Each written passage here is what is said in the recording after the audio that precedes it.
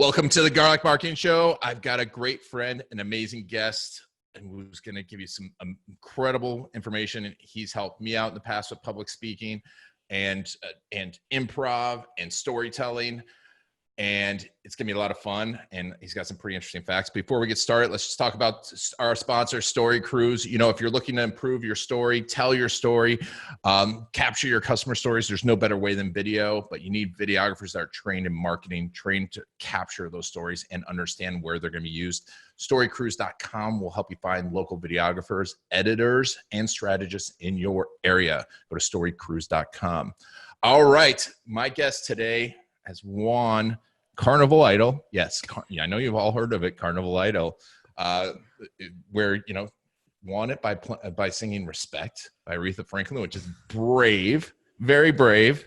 I think that's more brave, actually, Mike, than, you know, having to go up in front of like TV, because it's like I'm now going to have to be stuck on the ship with all these people for a week. Right. If you're awful, then everyone's going to see you at the buffet and be like, the guy with the French fries, he's the one that totally biffed it on that song. Mike Ganino, thank you so much for being on the show. Thanks for having me. I think this is what a fun way to start, right? It is. Mike's awesome. If you ever, you know, I've been to a few trainings with him, and, you know, I'm always looking to improve speaking. And we're going to talk about that today, the best ways to do it. But, you know, one of the things we're going to talk about, too, is how to use it really for your business in ways that besides just getting paid as a public speaker. And I think it's absolutely crucial. So, Mike, before we get started, you know, you've got an awesome background. Let's do it real quick. I mean, it's on your website, mikeganino.com. But let's tell real quick about your background. I grew up as a kid with like nothing. My parents were teenagers. I was super, super poor my whole life.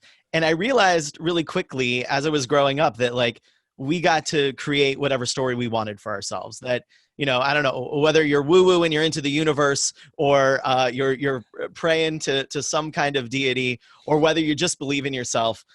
We get to decide what story we play into, and the things that happen to us, what they end up meaning. And so I've always kind of known that. I went into the restaurant industry when I was a young improv actor, as most young improv actors do, and was way more successful in the restaurant industry than I was in the improv industry, although there's not a lot of money to be made there unless you get an SNL job or something. And so I grew several restaurant brands, ended up as a partner in one, sold that to a private equity firm. And after that said, there's something about this whole blending of storytelling and speaking and communicating and running a better business. And so in 2014, I moved out to LA to chase the dream of becoming some kind of consultant or something. I didn't really know. And that led me to workshops, teaching workshops, which led me to public speaking as a keynote speaker. And that led me to people saying, wait a second, when you're on stage, all of our employees are listening to you. How do I get them to do the same thing to me? And so I started teaching public speaking and storytelling skills for leaders, for entrepreneurs, and then today work with authors and anyone who has a reason to be in front of other people and to help move them towards making a decision. Those are the folks I love the most. Love it. And you also have a new podcast, relatively new, 14 or so episodes in, the Mic Drop Moment. That's a great name. And I'm assuming you're talking about all this stuff on there as well.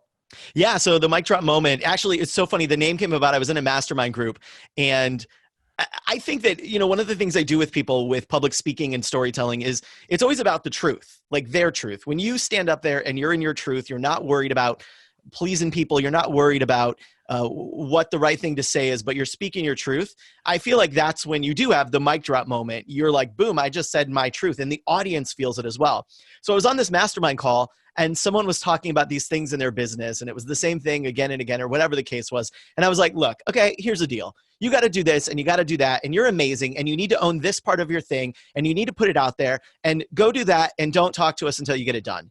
And the other people were like, whoa, mic drop moment. And then I was like, oh, that's funny. I should have a show. And they're like, no, you should have a show. That should be the show. And so it took a little while, but eventually we did the mic drop moment. It's obviously a play on my name, M-I-K-E, instead of M-I-C for microphone. And it's fun. We interview people who are public speakers, people who are storytellers, people who are, business people of different types. And we talk about how do you shine when the spotlight's on you. And it's been a really fun thing. And we do episodes where it's just me. I call those Wine and Wisdom Wednesdays. It's just some little nugget of things I've learned. And I pair it with wines because I used to be a sommelier. And so it's like, why not? It's my show. I can drink wine and talk if I want. And that's been really fun too. People have written in and said, I've tried the wine you recommended and it was perfect with this. So yeah, helping the wine world. Wow. It's like, that's a multi-purpose, and you should listen to the podcast while driving. Just don't drink and drive. Yes, perfect. That's good. Drive to the liquor store, bring the wine home, and then finish the podcast at home. There we go. Perfect. So, it's what's interesting to me too is I want to talk about a little bit about improv and the importance of that, because I feel that that's an important skill for any speaker to have no matter what. And I want to talk a little bit about that later. But right now, when you talk about storytelling and you're talking about the restaurants, there's some things that people are like, oh, I need to tell my story. But what were the stories that you were telling? Because I feel that people tell the wrong stories, and it doesn't work.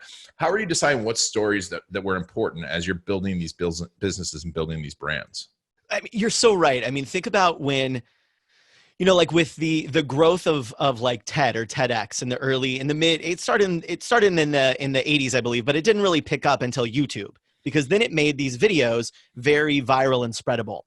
And that happened at the same time that a lot of people started calling themselves keynote speakers, because there were a lot more conferences and you were invited to speak. So why not? And you got to brand yourself on LinkedIn. So why not call yourself a keynote speaker?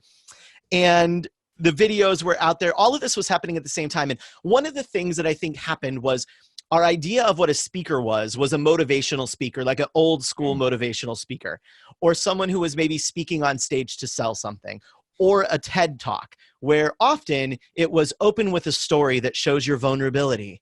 And it was used in a way, maybe to manipulate the audience. And then it wasn't really related to the actual content you were there to teach. And I think that a lot of people ran with that. And it was like, oh, if I open with a story about me, it will help. And that's not always true. And so I think that's where this idea of like, telling stories is great, but not all stories should be told for all purposes. And so when I think of leadership role, when I think of sales, even, I do a lot of workshops for people that are trying to learn storytelling for sales, because they realize that's the most effective way to guide people to a decision. It's not about finding the story that makes them like you. That's not really the goal. That happens more through your presence or something else, because someone who's like really not there but telling a story doesn't really do anything. But someone who's got great presence with you and telling a mediocre story probably gets good results. And so it's never about the story of you so that you can get them to like you or trust you or any of that. What it's about is a story that helps them make a decision. And so in the case of when I was back in the restaurant industry, I realized, we could get up there and I could tell the story of, a burrito, or the story of our origin, how we started this healthy quick service concept. It was called Protein Bar and Kitchen in Chicago. And I could go back and I could say in 1999, this happened and then this happened. And the reality for most people is that's not that interesting, and it's not going to make them do anything different. Versus telling a story about one of our customers' lives who was changed because he started eating a healthier diet every day. He replaced his, Chipotle with, or Chipotle is going to come after me now. He replaced his Chipotle with Protein Bar and Kitchen, and started just doing that and walking a little bit more, and how it was part of this thing that like led him to getting really good metrics back for his heart health. That story is so much more meaningful than, hey, we thought it'd be cool to start a company here and there. Because what I was trying to do was inspire the employees to realize that they were doing something really cool, that they were changing the world one burrito at a time in a way. And me just telling my story or my partner's, my business partner's story, sure, okay, that sounds cool. But getting someone enrolled in a story to say, I want to be part of that, that was the big difference. And so with any story, and we all tell them all the time, it's about stepping back first. And instead of saying, what story do I want to tell? It's saying, what's going on with this specific audience right now? Where are they at already? And where do I want to take them to? And how can I use the story as the vehicle to get them there? And when you do that, I think the world opens up quite a bit around what stories you can tell. And also you have a much better chance of getting what you want. I think anytime that we're speaking, on a podcast, on a stage, in a boardroom, on a video. Our goal is to try to help that audience make a decision. Our job is to put the information, sequence the information in front of the audience so they make a decision, whether it's, the next time they're going to go throw some trash to look for a trash can, whether it's to stop using straws. I live in California, and so we don't have straws here anymore because turtles. And isn't that interesting how the story of a turtle changed the recycling, the straw thing for so long? So it's just amazing to me too, because it's like, oh, the straws, but then we still have Starbucks with full plastic cups, but no straw. right. It's not new information. We knew the information. It was just wrapped in a story that helped us make a decision. And so our job when we're in front of people is to be so good. They may decide not to go with us. They may decide not to listen to us, but make that a decision they have to make versus saying, I don't know, I didn't really learn anything.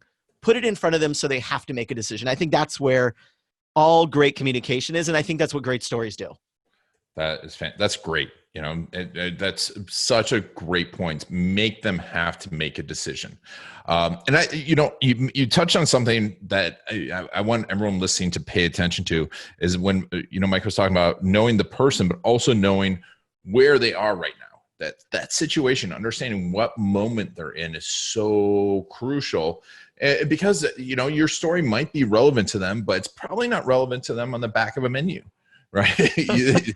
I see this all the time at restaurants. It's like these big paragraphs that no one really cares about because it's not funny. It's not entertainment. It's like, oh, my mom did this and blah, blah, blah, this. I'm like, all right.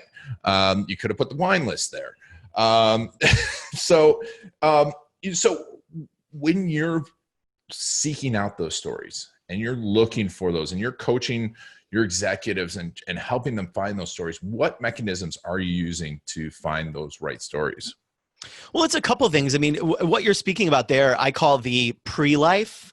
What's going on with the person before they sat in the room with you? I took back when I was like a little baby actor, I flew to LA from Chicago to take a commercial acting class with a woman named Carolyn Berry. She's iconic. They still run her school. She's no longer here, but they still run her school, Carolyn Berry. And I took a commercial acting class because I was starting to book commercials in Chicago where I was playing like somebody in a personal injury lawyer's video or something like that, like local Chicago commercials. And so I was like, oh, I want to do a national commercial. So I should go get some training. So I came to LA, I got some training. And one of the things that she trained us, because think about a commercial. It always starts off with the person being so happy about their toothpaste. It's like, I love having great teeth. Or somebody feeling so distraught about their bills. And it's like, well, what was going on right before the camera went on? So when they edited in that scene, what was happening before it? And she called that the pre-life. What's the pre-life of this scene, of this story? And I think that's a really helpful thing for people to think about when they're communicating is, what's the pre-life of your employees if they're in front of you? What's the pre-life of your customer? What's the pre-life of your audience if you're doing that? Even your video audience. What were they doing right before they started watching this? I think this is where people mess up on their about page. The about page is kind of like the back of the menu that you just said of like, in 1949, Nona came over from Italy and now we have great meatballs for you. So the about page is the same thing. When I got to your website and I clicked on the about page, what was happening right before for me? Well, what I was thinking is, well, does this person get me? Do they really understand me? And so what if you flipped it so that your about page started with them? If you go to my website, mikeganino.com/about, I don't even introduce myself until like halfway down. I say, there are 3 stories we tell, the one in our head, the one we actually say, and the one that our audience hears. And it's important for you to do this and that. Great stories help us do this. And then finally I say, and I know because I've done this. Because when someone goes to that page, I want them to say, whoa, he gets me. This is for me. If you start off with, I'm amazing. I have certifications. I've done all these things. That's about you. And it's not about the audience. And so I think that's what great leaders can do is to stop and say, if I want to take the audience to a certain destination, and I know that the story or the speech or the copy is the vehicle to get them there, then I need to know where they started from, because how can I possibly get them somewhere if I don't know where they've been? And so a lot of times when we're looking for stories, we have those 2 destination points, the where are they now and where do I want to take them to? And then we look and say, okay, well, if I know that you're in a place where you don't believe that video marketing is that important, and I want you to realize the power of telling your story on video, then I just can't start talking about how amazing video is. I need to deal with the fact that you don't see it today. So I need to find some way to say, well, how can I help them change their mind there? It is not going to be information. We're drowning in information. And I don't know, if information or knowledge could make us change, I'd be so fit and healthy and zenned out, because I've read everything on being fit, healthy, and zenned out. It's the story that moves us. It's true. It's true. It's funny. Anyone that listens to the show knows, I mean, you're saying exactly that. We talk about it all the time. The about us is about them. And it's so crucial to what you're saying is so important for people to think about. And I was just thinking about today because I was listening to a book on NLP, and it's really the whole key of NLP is really understanding the other person and taking the time to understand the other person, and that's fantastic information. So what you're training people to do this? How are you training them to find this out or to think about that? Is there a specific way that you do it, especially for preparing for a speech? Yeah, a lot of times when people sit down to prepare a speech, they'll think about, well, often what happens is they open PowerPoint and they start adding words to slides. We've probably all been victims of that at some point. I know I used to do it because I didn't know any better. I thought, well, the slides are the vehicle of communication, so let me just start designing my slides and then I'll figure out what to say. And so I really do look at it like a treasure map. And I have this method called the spotlight method. And we basically say there's all these different spotlights we have to figure out. And we have to figure out the spotlight on the character, which is the audience to me. And, this always makes me unpopular, but the whole idea of like an ideal customer avatar, if that person isn't an actual human being, and it's like, my ideal customer is a 32 to 49-year-old woman who maybe lives in the suburbs, but she could like the city. She might have a cat, a dog, or a small pony. That's not anyone. That's everyone. That's wimping out. Yeah. Versus having like saying Jessica is a 32-year-old mom who runs a digital design company from her house. Her husband is a stay-at-home dad, and she works in the basement every day creating amazing content for her people. When she goes to bed at night, she worries about this, and that. So that is where we start there at the beginning, and then we start at the end and we say, okay, so what do you want Rachel? What do you want Jessica? What do you want whomever your client? What do you want them to do at the end? And then we look and say, okay, so for someone to go from where she is now to where she is there, what are the series of decisions she's going to have to make along the way? And then how do we position stories, data, information? How do we present that in a way that helps her make a decision to say, yep, I need some of what they're selling. I need some, even if the thing you're selling is just an idea. You may not be actually selling anything. You may not be selling anything for money, but you're selling a way of thinking, a way of being. And the only way we get there is by saying, who is the character today? What do we want her to do? And what needs to happen in the middle for her to become the person that does the thing at the end? Once you do that, then you can weave through and say, okay, how long do we have? Do we have a 2-minute video? Do we have a 700-word page of copy? Do we have a 45-minute speech? What can we do to do that with her? And sometimes what we'll find, much like I'd imagine with video, when the team is working with folks like from Story Cruise, it's we're going to need a string of videos because there's a lot of decisions that she's going to have to make. And so we're going to do this one, which leads to this one. And so now we've got this library of, kind of breadcrumbs, if you will, that leads her eventually to become the kind of person who does the thing we need. Love it. And it's so true. And so, this is how we work, with the agency. This is how I train videographers, with Story Cruise. This is what we train people in. And I'll tell you that Mike and I didn't talk about this before the show. This wasn't it. And you see, if you listen to this, it's a parallel because this is what works. This is what works. So now let's think about, because you were talking about selling from, you tipped on selling when you speak. But really, I liked when we were talking about before is how to use your speaking in other ways to influence your crowd, to build a tribe, to influence your business that isn't necessarily selling from stage or getting paid to speak. Sure. how are you doing that? And how are you using this technique to make that happen?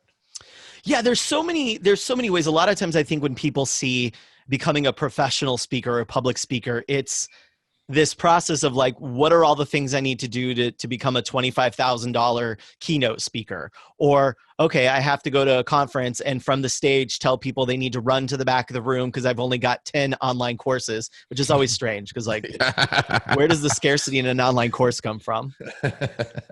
We only have 10 seats. Yes. This is when I make enemies. But I think, you know what? You got to make enemies in the world. Yeah. So the reality is there's all of these different ways, because if you think about it, the real job that we're trying to do with public speaking of any type is to influence people in some way.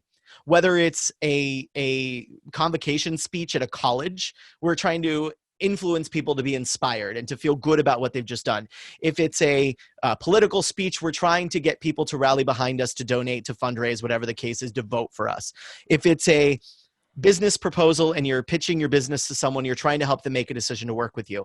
If you're on stage and you're trying to get the audience to make a decision to change the way they are, or to buy something from you, or to run to the front of the room to say, do you have a business card? How do we work with you? I'm ordering your book right now on Amazon while you were speaking. That's like the best thing, is when you're speaking and you've like casually mentioned your book, and then afterwards people come up, they're like, I ordered your book already. And it's like, yes, it worked. Because public speaking is ultimately about influence. And marketing is ultimately about influence. I don't think you're a very effective public speaker or marketer or influencer if you can't actually get people to do something. That's the job of it. And I would imagine even my moms and my dads out there, public speaking in front of your kid is often an effort to get them to do something. That's the harshest audience, I think, right? Yeah. And so they have no respect. They have no respect. They have no time, nothing to put back on the fun games on TV. So what's in between that? Well, some people go and they speak. I work with authors who don't have any dreams of traveling around the world or getting on planes and getting speaking fees, but they know that if they go out and they speak at a local gym, or they go and speak to real estate offices, that people will buy their coaching, will buy their social media training. I just worked with someone recently who does local Instagram marketing. So they help local businesses with Instagram marketing, because there's I learned a lot in the process of it. And her ideal audience is, she doesn't need to go travel around in an airplane. She's going to real estate agents. She's going to small restaurant groups. She's telling the real estate groups, hey, I'll come in and I'll teach a free masterclass for an hour to your team. And then they'll get valuable insights and they'll leave. And some of them will say, that was so valuable, I want help with this. And they walk up to her and they say, how do we join your program? How do you work with people? And then she's in a perfect position to say, oh, I've got a couple of ways you can work with me. You can then multiply that same thing and say, well, I do want to do that. So I will go speak at a state conference for HR professionals, because I help HR professionals with XYZ. So then you go and you do that. And then at the breakout, they come up. There's this challenge, I think, this whole idea of speaking for free. And people just think I have to speak for free until someone gives me a check for speaking. And the reality is, like, I just did this the other day. I was talking to someone. I made $250,000 from a free gig. Why? Because I went up there, I did a killer job, and then I was able to book spin business from that. And so speaking for free is a way to do that if you know what you're doing and you know how to align your message and your story, so that people say, I'm begging to work with you. What do I do? And you don't ever have to mention your actual services or product, or run to the back of the room and meet me to sign up for my consulting at all, because the stories have actually done that for you. Yes. And I've seen it work, and it works for me, works for all of us that do it. And even if you are looking to get paid to speak, you need to speak. Like you were saying, you need to speak for free. But I think speaking to the small audience is sometimes even better. But along the lines of speaking, one of the things I love when you talk about is improv. And now here's the thing. I want to talk about improv, but also having your talk practice, because a lot of people I say, oh, I don't need to practice my talk because I'm going to improv it. I'm like, okay, let's make sure. Okay, first, how do you develop improv skills, and then how do you incorporate it in speaking, and what should not be done? So I've got 3 questions for you. Boom.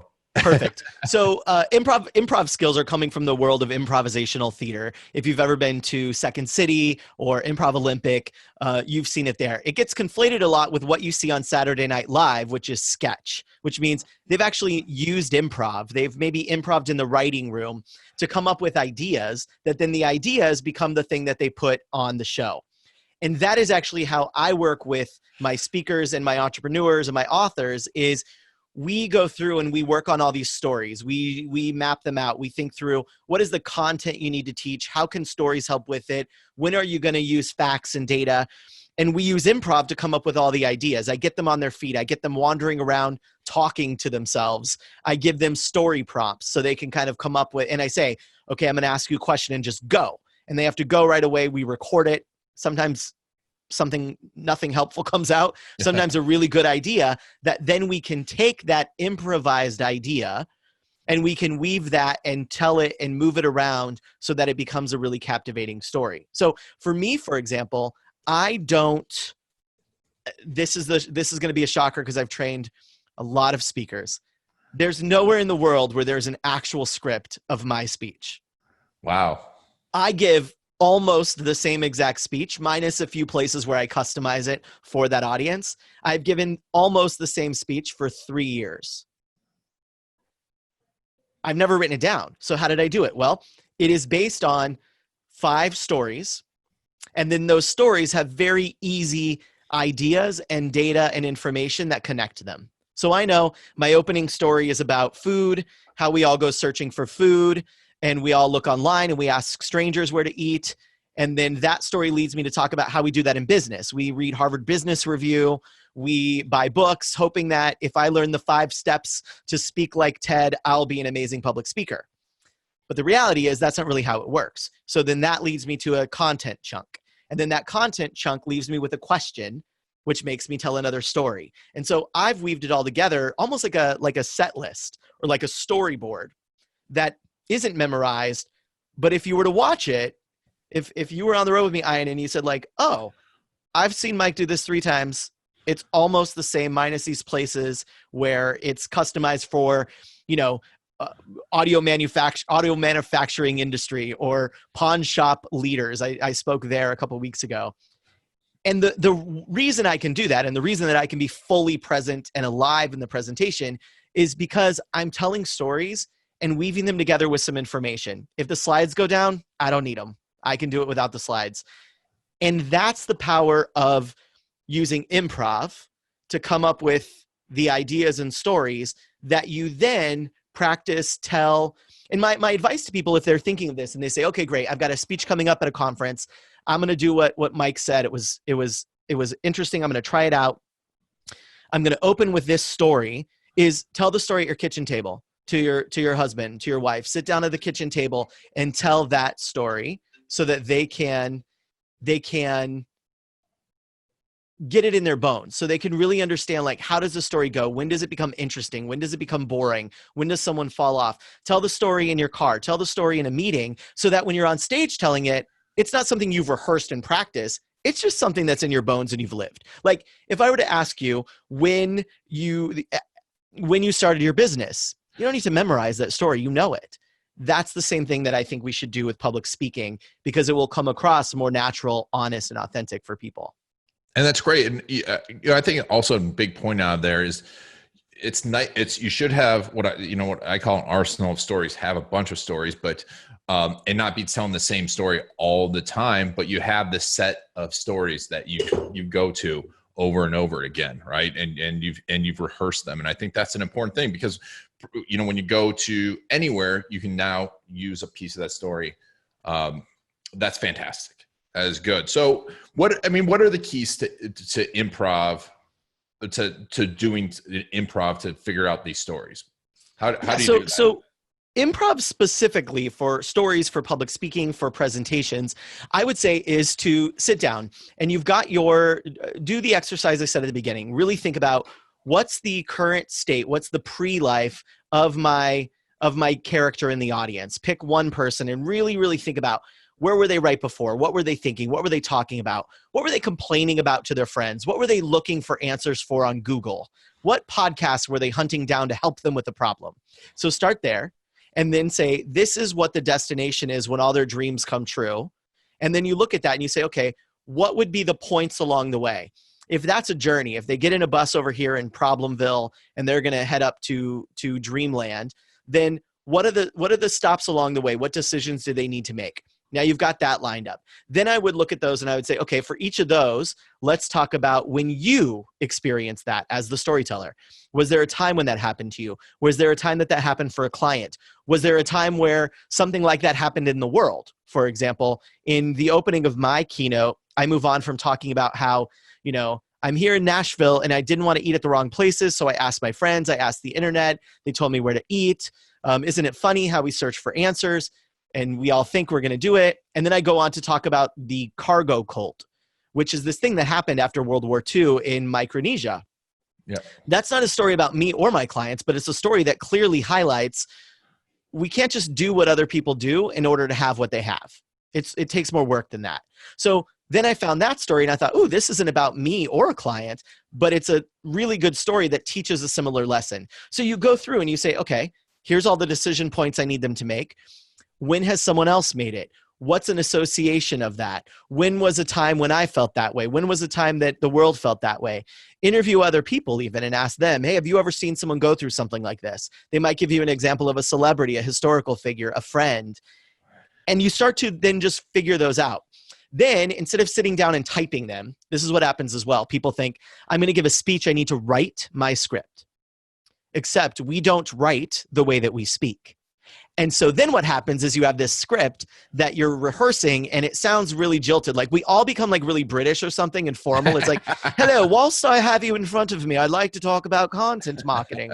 And the reality is we don't read the way that we speak. And so what I would say is skip the typewriter, skip the typewriter like it's 1924, computer, skip the keyboard, get your phone, hit record and go take that list of ideas and just start talking on them. As if there were people in front of you, as if it was a real story. What happened first and then what happened next? Get on your feet. I call that stage to page. I lead these stage to page weekends and stage to page workshops where we work on stories and ideas in a flash. And like a weekend, you leave with a list of them.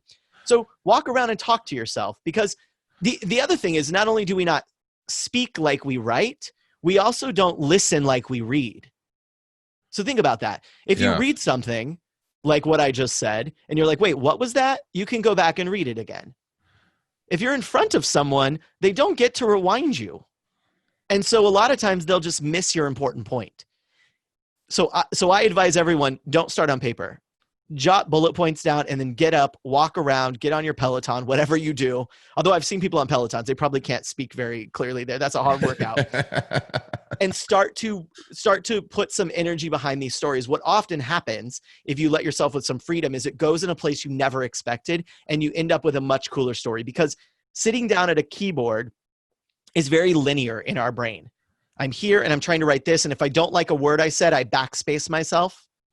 And then I end up with this edited version versus if I'm talking and recording, I can't backspace myself. It's there and I'll figure out what to do with it later. So that's how I use improv for that purpose. I also have a book. There's this great book called Improv for Writers. And I often don't use it for writing, but I'll take the ideas from it and use them for walk around and see what's going on. Another idea is start to think about when you see people out. If you're at Starbucks, you've got your headphones in, and instead of taking a break and going to Facebook and fighting with strangers on the internet over politics, look around the room and say, I wonder what that person's about. And start to notice the way they sit, the way they move. Start to type out even a little character about them. And what that does, it may not be something you ever use, but what it does is it starts to train you to look at the world differently. Because as professional communicators, storytellers, public speakers, salespeople, business leaders, our job is to look around the world and have a point of view on it. And if you start to train yourself to say, well, how were the Grammys just like buying a new car? Force yourself to think that. You'll find it. It'll be there. You'll find that. That is where interesting, insightful things come from, which will be new and interesting information for your audience as you work on developing it. Oh, that's such good advice. Such good advice. I'm going to go write stories in Starbucks about all the people there. There's some really fun characters in a Starbucks. I'll tell you that. Oh, yes. Oh, yeah. It is interesting, distracting, especially in bigger cities. I mean, I'm sure LA is probably one of the funnest in New York City. And then, yeah, that's great. Well, one of the funny things about LA is you look around and you're like, how do all these people, what are they doing at 1 o'clock in the afternoon? And you realize it's a city of writers, actors, performers who all have weird jobs and they don't have to. San Diego is like that too. There's so many online entrepreneurs in San Diego as well, surfers, interesting people that it's like, oh yeah, they don't have a job they have to be at 1 o'clock. Yeah, it's so funny. And everyone's got a screenplay to pitch you. I love it. They're like, you're in video? Let me tell you about my screenplay. No offense to my friends who have pitched their screenplays. Mike, this has been awesome. We're going to have you back on the new podcast to talk about your next venture. But in the meantime, you can go to MikeGanino.com, click on the show notes, go to free storytelling guide. And are you going to have any more of those workshops you were talking about anytime soon? Because those sounded really we're gonna get those kicked up. The best way to do that is if you go to, like you said, go to MikeGanino.com/storycraft. Even you'll get this really cool guide to help you with everything we've talked about today, like what stories should you tell, and a bunch of the prompts too, like what is this like and that like. So it helps you shape the stories. And then we'll be connected email. You can email me. And then as we launch these weekend and weekday even retreats around finding the stories for your business, the stage to page, you'll be in the know because we'll have a bunch of them coming up this spring and summer. And we're doing a really cool retreat on that in wine country too. So that'll be super fun for folks that are into having a little sip and doing some storytelling. We'll be doing it all. And you can write off your trip to wine country. You know what? This is what it's about, right? We go into these entrepreneurial things to create a life. So do a life. I mean, I'll tell you, all of you listening, that Mike is a real deal. Obviously, he's done it and helped. But this stuff will not only transform, getting you in stages, but being able to speak and be able to do these things will transform your business in ways that you cannot imagine. And it'll make you better on video too. So definitely be following, listen to Mike, download the podcast, and go to MikeGanino.com and /storycraft, get all that information. Mr. Ganino, thank you so much for being on the show. Thank you for having me. This was isn't it fun? You can be like, this was work. This wasn't work. This was a blast. Thanks for having me, Ian. I appreciate it. My pleasure. Thank you all for taking Mike and I on your journey. This has been Ian Garlic and the Garlic Marketing Show.